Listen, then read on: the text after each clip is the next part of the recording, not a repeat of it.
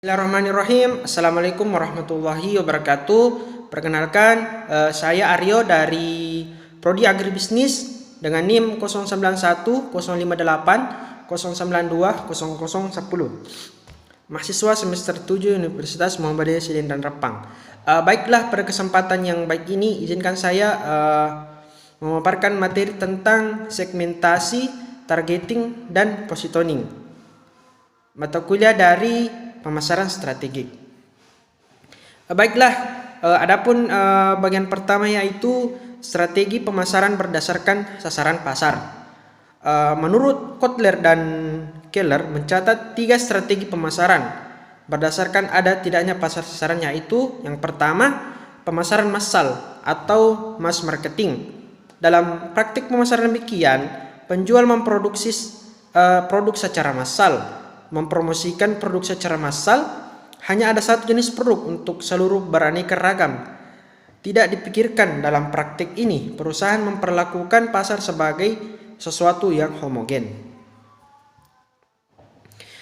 Yang kedua, pemasaran variasi produk atau produk variety marketing. Di sini perusahaan memproduksi 2 atau lebih varian produk yang berbeda dalam hal fitur, gaya, kualitas, model, harga, dan lain-lain.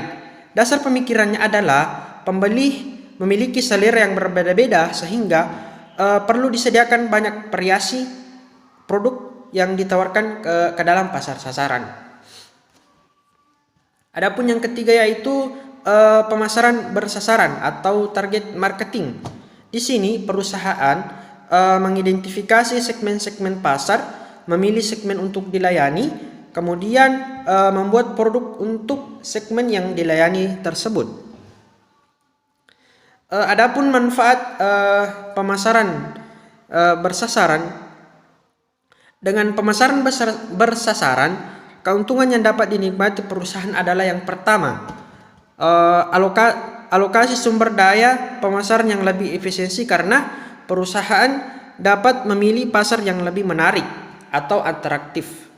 Yang kedua, lebih memahami kebutuhan dan keinginan pasar. Yang ketiga, lebih memahami situasi persaingan. Ada beberapa kondisi yang menyebabkan pasar tidak bisa atau tidak perlu segmentasi, yaitu yang pertama, ukuran yang terlalu kecil. Yang kedua, pasar amat sangat homogen. Yang ketiga, pasar amat sangat heterogen. Yang keempat, pemakai berat atau heavy user menempati properti terbesar dari pasar dan hanya segmen inilah yang relevan sebagai pasar sasaran. Dan yang terakhir, sebuah merek sudah dominan di dalam pasar. Adapun tahap-tahap pemasaran bersasaran. Yang pertama, bagian 3 yaitu tahap-tahap pemasaran bersasaran. Ada 3 langkah utama pelaksanaan pemasaran bersasaran, yaitu segmentasi pasar, yang kedua pemilihan pasar sasaran, yang ketiga penentuan posisi merek. Setiap langkah dirinci ke dalam 2 langkah sehingga secara keseluruhan pemasaran memiliki 6 langkah. Adapun segmentasi pasar. Segmentasi pasar adalah proses mengelompokkan pasar ke dalam segmen yang berbeda-beda. Segmen pasar adalah sekelompok pembeli yang memberikan respon yang sama terhadap aktivitas pemasaran tertentu.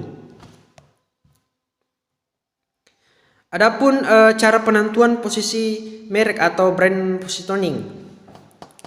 Posisi merek atau brand positioning adalah tempat produk yang berbeda, jelas, dan bernilai lebih secara relatif dibanding pesaing di benak konsumen. Dapat juga dikatakan sebagai cara konsumen mendefinisikan produk pada atribut. Penting apabila dibandingkan secara relatif dan dengan produk pesaing. Penentuan posisi merek atau brand positioning adalah proses menciptakan posisi produk. Yang terakhir yaitu diferensiasi dan positioning.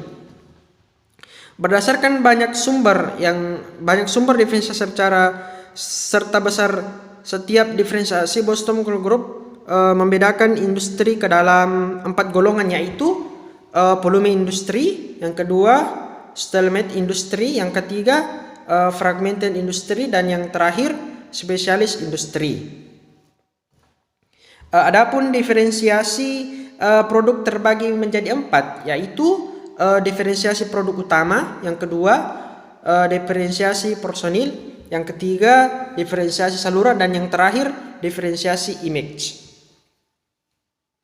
Ada beberapa strategi dalam mewujudkan positioning sebagai berikut. Yang pertama, atribut positioning, yang kedua benefit positioning, yang ketiga use atau aplikasi positioning, yang keempat user positioning, yang kelima competitor positioning, yang keenam produk kategori positioning, dan yang terakhir quality atau price positioning.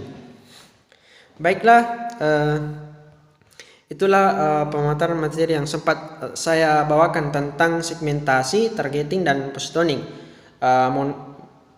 Mudah-mudahan bisa bermanfaat. Kurang dan lebihnya mohon dimaafkan. Assalamualaikum warahmatullahi wabarakatuh.